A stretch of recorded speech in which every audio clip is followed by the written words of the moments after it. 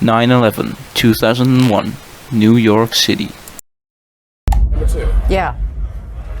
This just in, you were looking at a breaking obviously news very story to tell you disturbing about. live shot there. That is the World Trade Center, and we have unconfirmed reports this morning that a plane has crashed. As we come on now, we have serious news of a major and very tragic alert for you right now. Incredibly, a plane crashed into the World Trade Center. It's 2021, the 11th of December, and in New York, Al-Qaeda attacks the Twin Towers. All over the world, people are watching this disaster happen, and all over the world, people are shocked.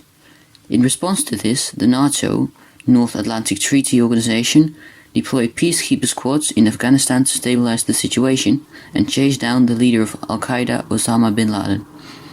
They remained there for 20 years, but arguably nothing was achieved when the NATO left, and the Taliban took control over the country. Meanwhile, in Afghanistan, the Taliban ruled the nation with great terror. The Taliban first came up to the surface in 1994. Starting their offensive, the Taliban attempted to conquer Afghanistan, starting in the south and working their way up. In 1995, the one-year campaign on the capital Kabul was complete, and the Taliban now had absolute power. Mullah Mohammed Omar and others turned Afghanistan into a strictly Islamic nation. The Taliban caused great oppression in Afghanistan. They were very strict and many casualties fell under their rule. Something had to happen. The operation was labeled Task Force Uruzgan. Task Force Uruzgan was situated in the cities of Deir Hawood and Tarinkot in the province Uruzgan. The goal was more safety and better coherence within the Afghan management. In 2005, the NATO requested a number of around 1,000 soldiers to move to Afghanistan in the Uruzgan area. The Dutch agreed to go to Afghanistan on the 2nd of February, and the first troops left to go to southern Afghanistan on the 14th of March 2006. Task Force Uruzgan included various weapons and divisions from the Royal Land Force. Around 1,400 men were divided into separate locations in the Uruzgan region: Camp Holland in Tarinkot and Camp Hadrian in Deir Hawood. One of the most important contributions to the mission was the Provincial Reconstruction Team, responsible for supporting the rebuilding of the Afghan province. It was part of the ISAF and was led by the NATO. Another key part of the task force was the Infantry Division and the Royal Air Force, consisting of multiple F-16 fighter jets. My task in Afghanistan was, I was a soldier in the army, and within the army you have different sub-units, and the unit I was in was an infantry unit, so a fighting unit, and our main task was to secure a group of other soldiers, and their task was to go out into the villages and to see what kind of help the people there needed.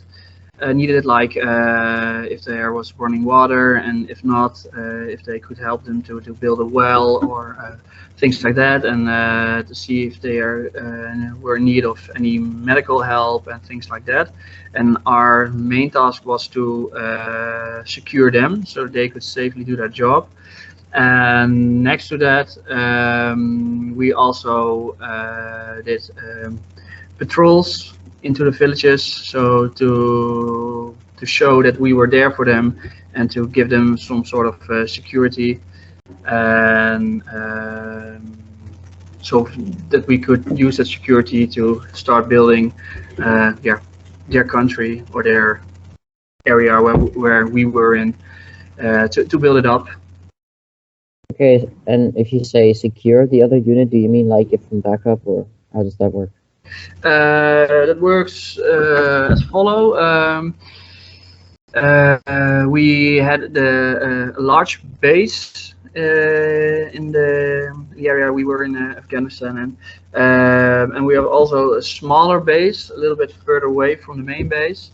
And from that smaller base, we every day or every 2 days we did a patrol into the surrounding villages, and then our colleagues, the other soldiers,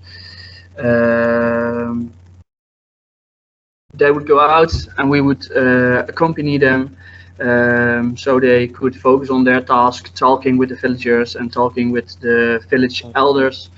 And our main task was to be there also to protect them if something would happen. Yeah. And of course, it was a country at war. Can you describe how it looked there? Yeah, it's I think even up till this day is one of the nicest, most beautiful countries I've been to. Sounds a bit strange when you know, yeah, there's a war going on for nearly by now 40 years. But it's very beautiful, very mountainous, and the people live most often next to rivers, so they could you could use the water for their fields and to grow crops. And during summertime, they have a lot of irrigation canals. They're very clever with using that, and that way the areas next to the river in the summer they almost switch to a jungle, so green. And I was there from the spring and during winter. From autumn, winter, and spring. And during that time, it's a bit like in the Netherlands, no leaves on trees, and it can be cold, rainy, sometimes even snow. The people, also it's a mix of a lot of cultures for over the hundreds and even thousands of years. A lot of people tried to invade and conquer Afghanistan. And you see a lot of let's say leftovers from those foreign cultures within the people of Afghanistan. So in my opinion, quite pretty people, and the clothes they wear, especially the women, often also quite a bit of color. But in the area we were in, it's quite it's a very conservative area. So a lot of women after a certain age they wore a burqa. One of the things that's stuck in my mind is during spring, a few weeks before we left, the trees were started to grow again, and then a few hundred meters from our small camp where we were, there were a lot of trees who had a blossom, so you could even smell it 400 meters away. You could smell the blossom scent, so it was very nice. How would you say, like, did the war have any effect on the way the people live there?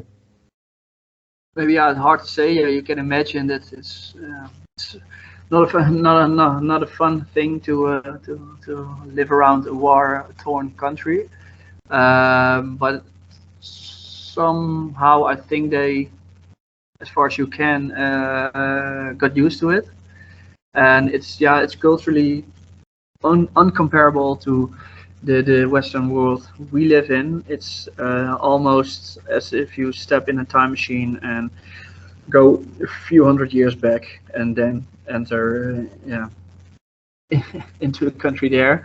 It's when you look more to the military side of things, NATO, when they arrived there, they did some great stuff while they were there. Like they improved the amount of girls that went to school, and infant mortality. But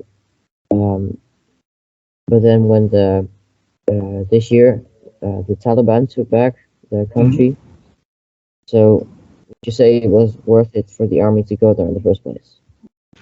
It's a good question. The question that went through my mind also for the past months. I think it's also quite a difficult question to answer from the perspective of just an individual 20-year-old soldier back in the day. I think to some degree it was worth it because there have been some changes. especially in the province that we as Dutch operated in Afghan, in the heart of Afghanistan. Yeah, over the 4 years that the Dutch were there, from 2006 to 2010,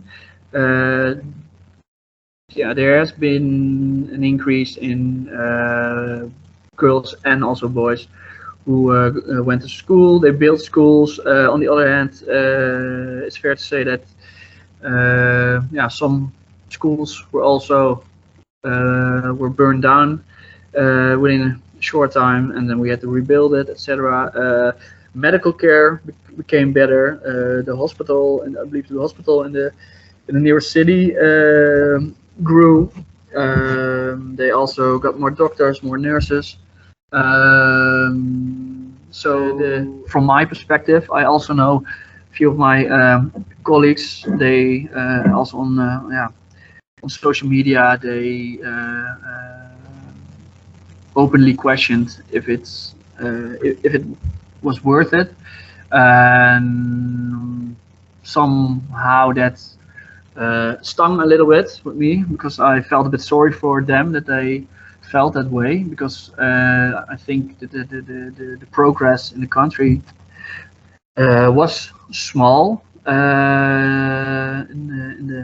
the area we were in, but we had some progress, like I told, and like that there were in all kinds of provinces all over Afghanistan. There were yeah, let's say allied troops who had similar projects, etc. So there has been progress, yes, and but also I think for me as a person, it has had a major influence up till today. So you think when you were there, you say you made progress, but do you think there was a way for you to make sure that some of the progress you made wasn't lost? I think again, it's yeah, for me as an individual or the small group of guys I was with, it's hard to say, but I mentioned earlier, I also think we planted by being there and trying to help the Afghans build their country and build their government up, and medical care, educational system. We planted an image of what the country yeah, could be. And of course, we can't demand that they are starting to live like we in the West do, because their culture is completely different, or to a large degree. But we can plant an image of, okay, how does a good governmental system work? How can an educational system look like? Medical care, etc.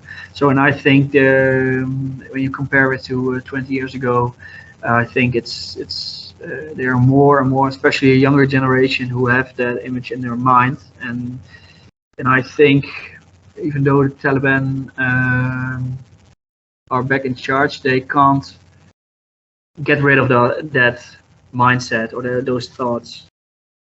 Afghanistan is a very beautiful and culturally rich country, but it suffers under its conflicts. It's arguable if the NATO's presence in Afghanistan was worthwhile after the Taliban took back control, but progress is progress, and their influence wasn't negative, since Afghanistan has improved regardless of how much.